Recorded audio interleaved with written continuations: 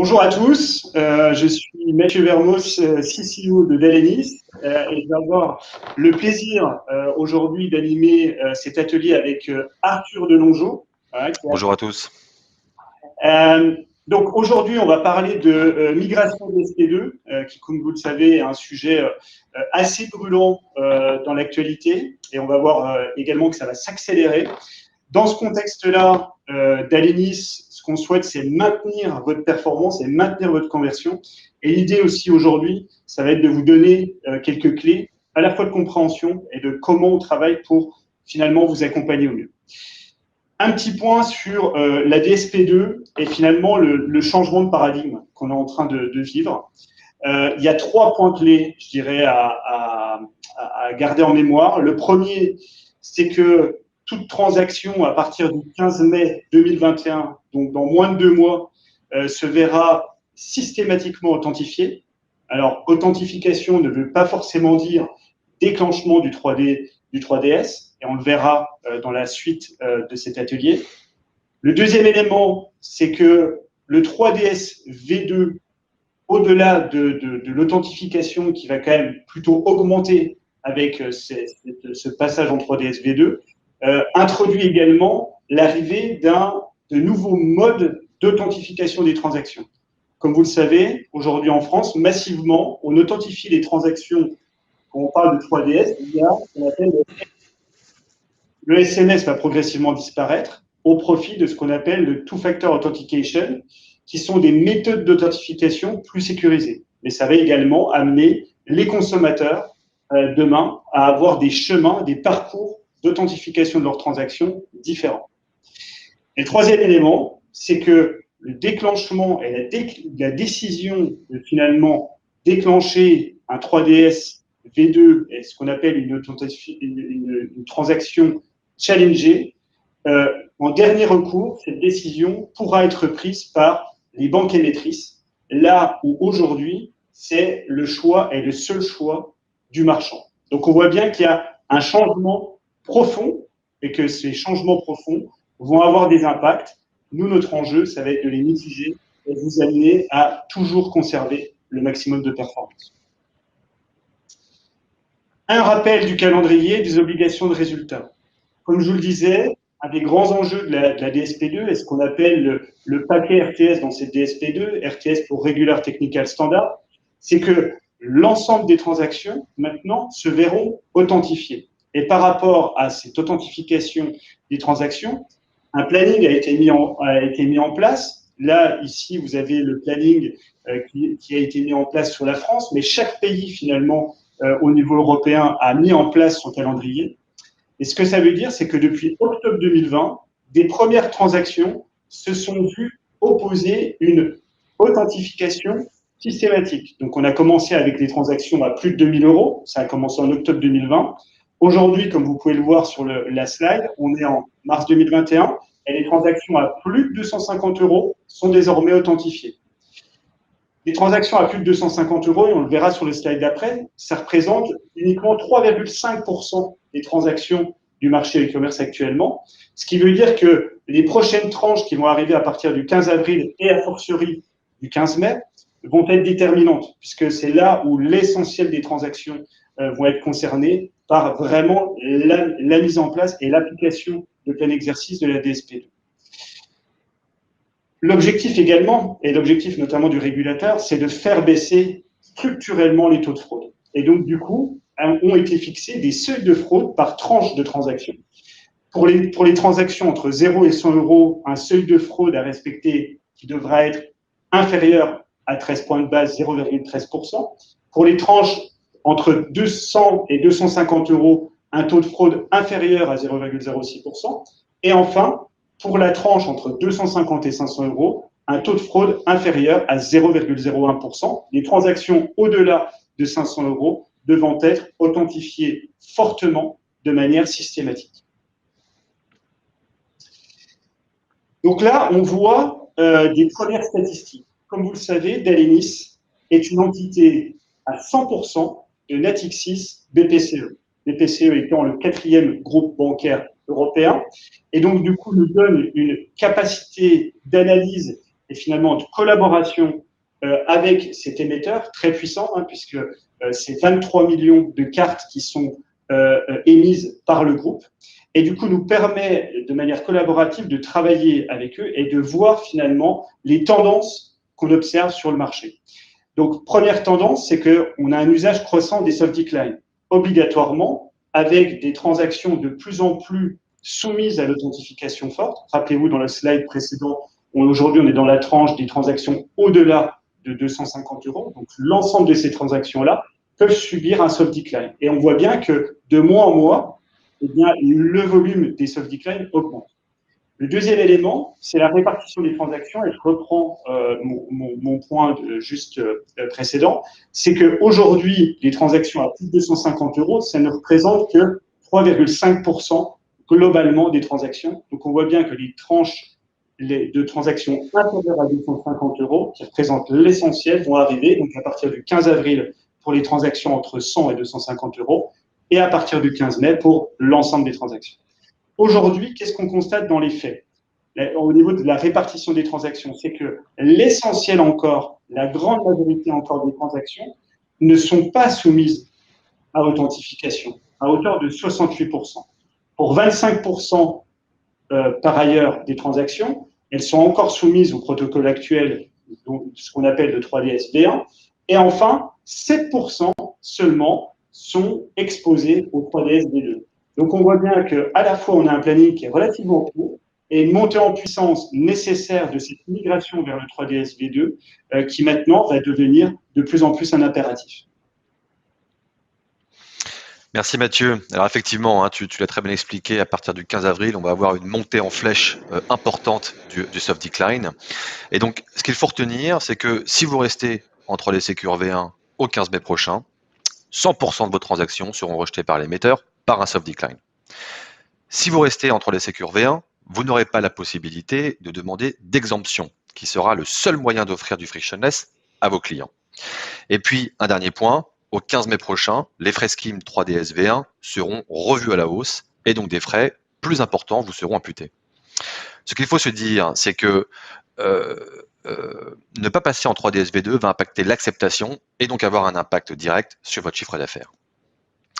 Alors, comment on passe de la 3DV1 à la 3DV2 ? Avant toute chose, il faut bien comprendre les différents modes d'authentification que vous devrez choisir. Donc, nous avons 3 choix, le challenge, le frictionless et le no préférence. Le challenge, quand vous souhaitez que la transaction soit authentifiée, le frictionless, quand vous souhaitez que la transaction passe sans 3D Secure, et puis le no préférence, où vous laissez l'émetteur choisir.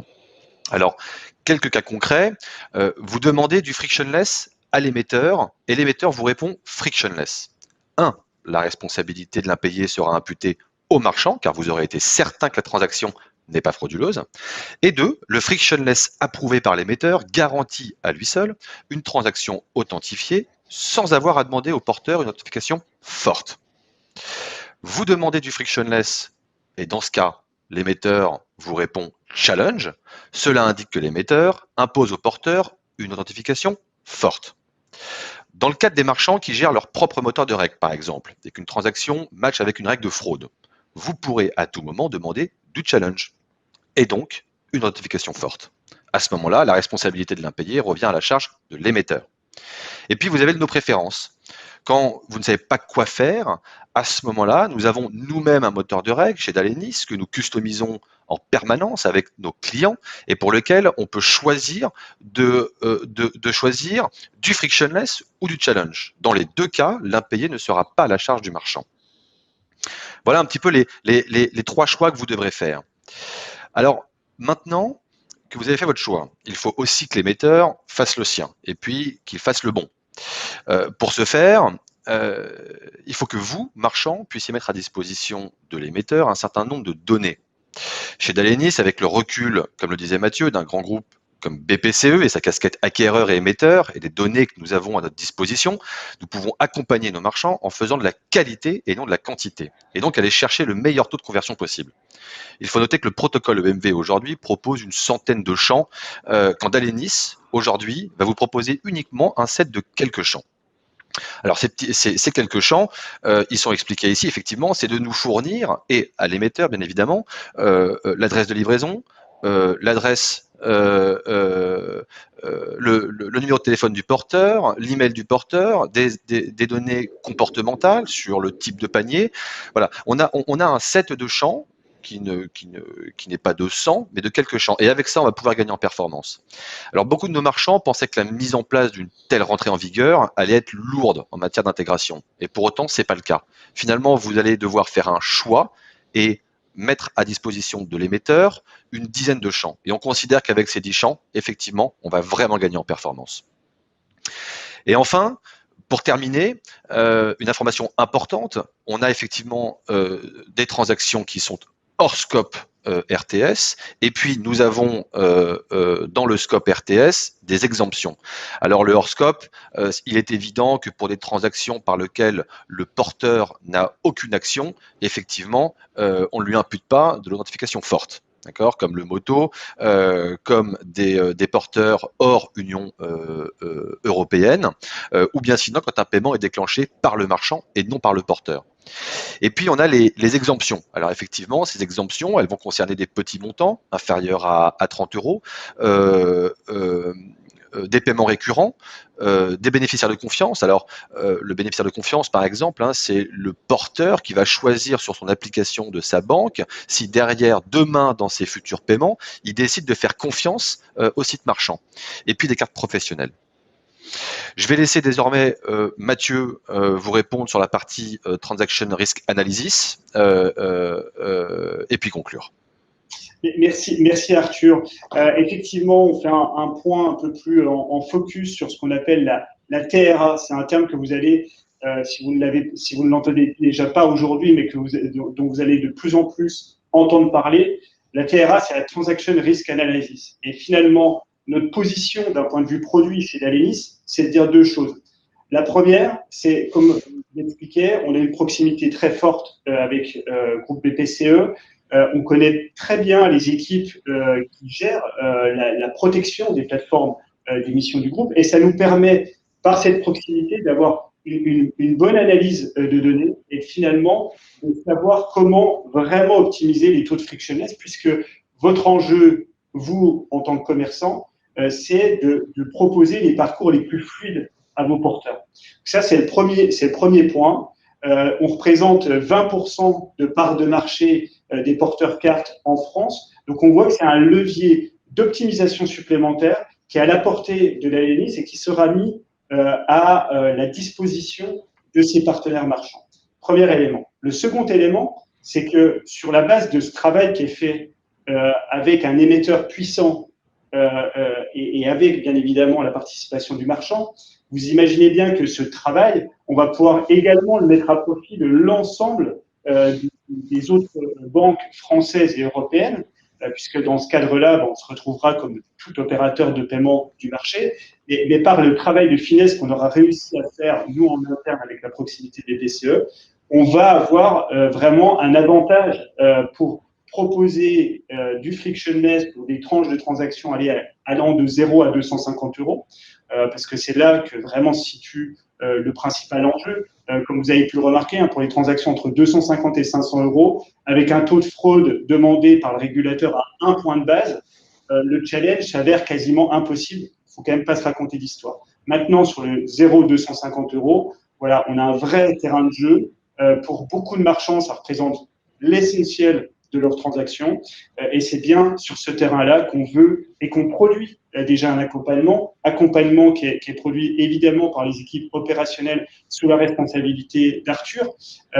Et également, commercialement, on est là pour vous expliquer vous expliquer l'accompagnement qu'on est capable de vous offrir.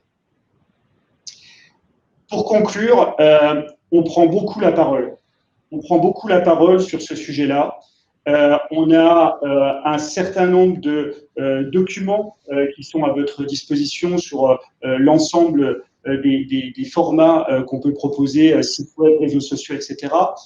On prend également beaucoup la parole, alors ce matin dans le cadre du one-to-one, mais également plus largement par des équipes produits, par des webinaires aussi combinés avec produits Dalenis et équipe émission côté Natixis BPCE. Enfin voilà, on pense que c'est vraiment un sujet structurant sur lequel il y a vraiment de la valeur à aller chercher et à aller optimiser.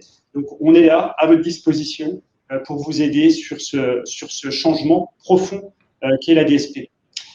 Merci en tout cas à vous tous pour l'écoute. Merci beaucoup. Et puis voilà, on est à disposition s'il y a des questions.